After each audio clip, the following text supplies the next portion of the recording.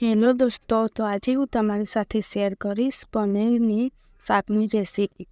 તો પનીર બનાવવા માટે આપણે બધી વસ્તુઓ લઈ લીધી છે. ત્યાર પછી આપણે તેલ ગરમ થવા મૂકી દીધું છે. તેલ થોડું ગરમ થાય એટલે તેમાં થોડા સૂકા મસાલા નાખી દઈશું. બાદિયા, દાલચીની, તેજપત્ર, લાલ મરચું, આ બધું થોડું ગરમ થાય એટલે આપણે તેમાં થોડું જીરું નાખીશું. જીરું સારી આ બધી વસ્તુને થોડી વાર માટે આપણે સોતે થવા દઈશું. આ બધી વસ્તુઓ છોતી થઈ જાય ત્યાર પછી આપણે આમાં થોડી રાઈ નાખીશું અને રાઈને થોડી વાર માટે આપણે ફૂટવા દઈશું. રાઈ સારી રીતે ફૂટી જાય એટલે આપણે તેમાં 2-3 લીમડાના પાન નાખીશું. પછી થોડી હિંગ નાખીશું અને આપણે તેમાં ઝીણી સુધારેલી ડુંગળીને એડ કરી દઈશું. ડુંગળીને એડ કરી દીધા પછી આપણે તે બધી વસ્તુઓને સારી રીતે મિક્સ કરી દઈશું. તો તમે જોઈ શકો છો આપણે બધી વસ્તુઓ સારી રીતે મિક્સ થઈ જાય છે. ત્યાર પછી એને 2-3 મિનિટ કૂક થવા દઈશું. આપણે એક કૂક થઈ જાય ત્યાં સુધી આપણે પનીરને ફ્રાય કરી દઈશું. તે માટે આપણે પનીરમાં થોડું હળદર નાખીશું અને હળદરને પનીરમાં સારી રીતે મિક્સ કરી દઈશું. મિક્સ કરી દઈશું તો આપણું પનીર હળદરમાં સારી રીતે મિક્સ થઈ જશે. ત્યાર પછી આપણે એક પેનમાં 1 ડોકલે તેલ એડ કરી અને તેલ ગરમ થાય ત્યાર પછી આપણે તેમાં બધા જ પનીરના પીસ એડ કરી દઈશું અને પનીરના પીસ સારી રીતે તો ગોલ્ડન બ્રાઉન થઈ જાય ત્યાં સુધી આપણે તેને સોતે કરીશું અને સારી રીતે મિક્સ કરી દઈશું. તો આપણા પનીરમાં સારો મસ્ત એવો ગોલ્ડન બ્રાઉન કલર આપવા માંડ્યો છે. તે કલર આવી ગયો છે. ત્યાર પછી આપણે ડુંગળીને ચેક કરી લઈશું અને તેમાં થોડું આદુ લસણની પેસ્ટ ઉમેરીને સારી રીતે મરચાંની સારી રીતે મિક્સ કરી લઈશું. તમે જોઈ શકો છો આપણી ડુંગળી સરસ રીતે ગોલ્ડન બ્રાઉન થઈ જશે. ત્યાર પછી આપણે તેમાં થોડા ટામેટા એડ કરી દઈશું કટિંગ કરેલા.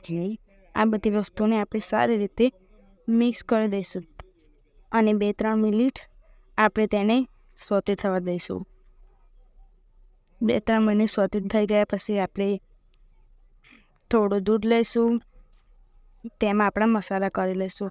1.5 ચમચી લાલ મરચું પાવડર, 1/2 ચમચી હળદર પાવડર, 1 ચમચી ધાણા જીરું પાવડર અને સ્વાદ અનુસાર મીઠું ઉમેરીને આ બધી જ વસ્તુઓને સારી રીતે મિક્સ કરી લઈશું. તો તમે જોઈ શકો છો આપણે બધી સારી વસ્તુને સારી રીતે મિક્સ કરી લીધી છે. ત્યાર પછી આપણે તેમાં થોડો પનીરનો મસાલો એડ કરીશું અને આ બધી વસ્તુઓને પણ ફરીથી સારી રીતે મિક્સ કરી લઈશું.